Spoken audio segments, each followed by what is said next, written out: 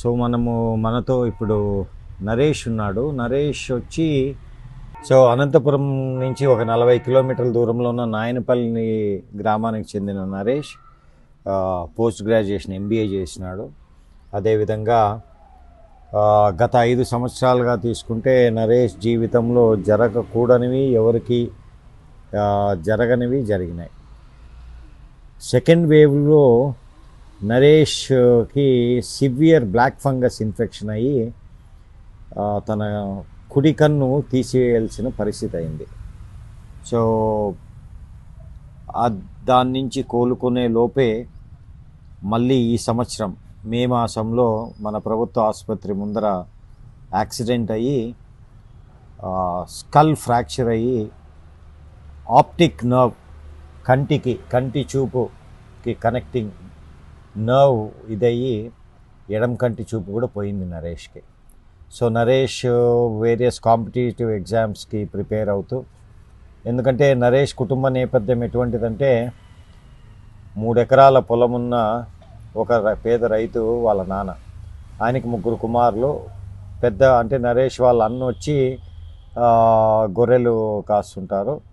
నరేష్ తమ్ముడిని ఇద్దరిని చదివించాలనే ఒక దృఢ సంకల్పంతో కింద మీద పడి ఎన్ని కష్టాలున్నా కానీ వీళ్ళిద్దరినీ చదివించినారు. అనుకోకుండా ఇప్పుడు నరేష్కి ఇలా జరగడం, దాదాపు అతని దగ్గరున్న డబ్బే కాకుండా కొన్ని లక్షల అప్పులు చేసేయడం, అయినా కానీ ఇంకా కంటి చూపు రాకపోవడం, హైదరాబాద్లోని తిరగని ఆసుపత్రి లేదు, చూడని డాక్టర్ లేదు, అయినా కానీ ఇంకా కంటి చూపు రాలేదు. సో లాస్ట్ హోప్గా ఇప్పుడు ఆయుర్వేదం వైపు కేరళకి తీసుకువెళ్ళాలని నిర్ణయించినారు. ఇందులో చెప్పుకోవాల్సింది ఏమంటే నరేష్ స్నేహితుల గురించి మనం చెప్పుకోవాలా. ఈ కాలంలో బాగున్నోళ్ళకే స్నేహితులు నిలబడరు. అటువంటిది నరేష్ కంటి చూపు పోవడము, అప్పటి నుంచి నరేష్ తమ్ముడు నరేష్ బాగోగులు చూసుకోవడము, వాళ్ళ స్నేహితులంతా నిలబడి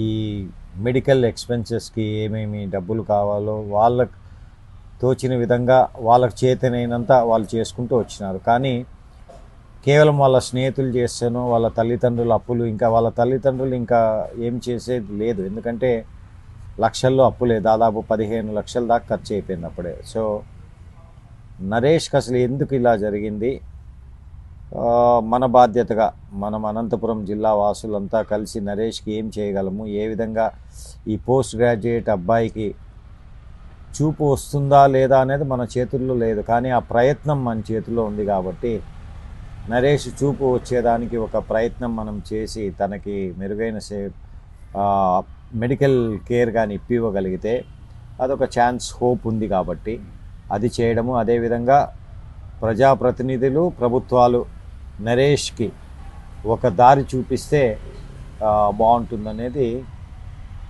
సో నరేష్ మాటల్లోనే అసలు నరేష్కి ఏం జరిగింది,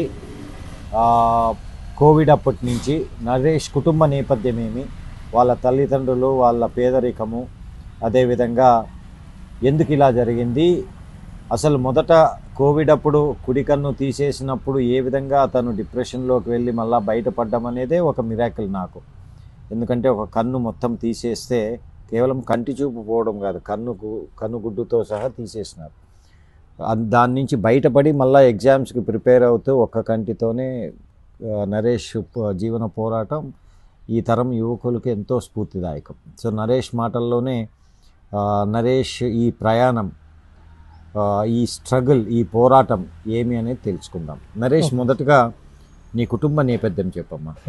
నా పేరు నరేష్, మా అమ్మ సావిత్రమ్మ, మా నాన్న నాగరాజు. మన అమ్మ నాన్న వ్యవసాయం చేసుకుంటూనే జీవనం సాగించేవారు.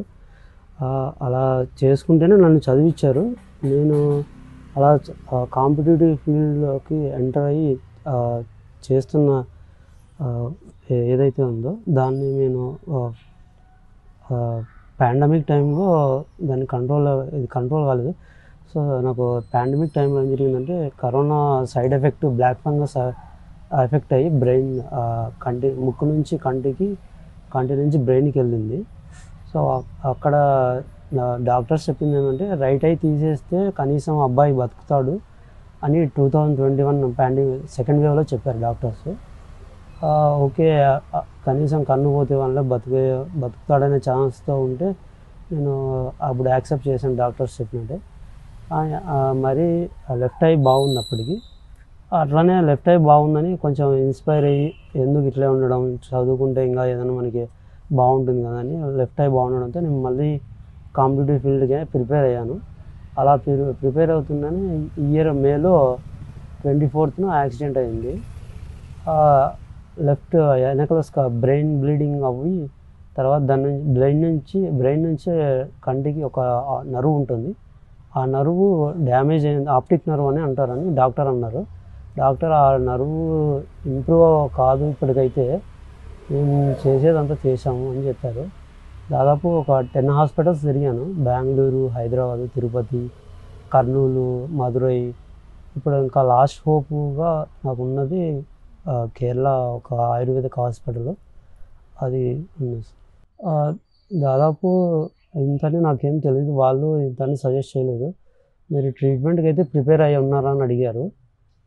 అయితే నేను ఫినాన్షియల్గా అయితే ఈ 10 హాస్పిటల్స్కి నేను బాగా ఎక్స్పెండిచర్ అయింది.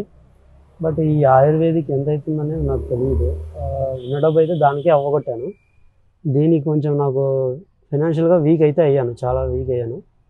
దీని నుంచి నేను స్టెప్ ఫార్వర్డ్ తీసుకోవాలంటే ఏమైనా హెల్ప్ దొరికితే తీసుకుందామని వెయిట్ చేస్తున్నాను.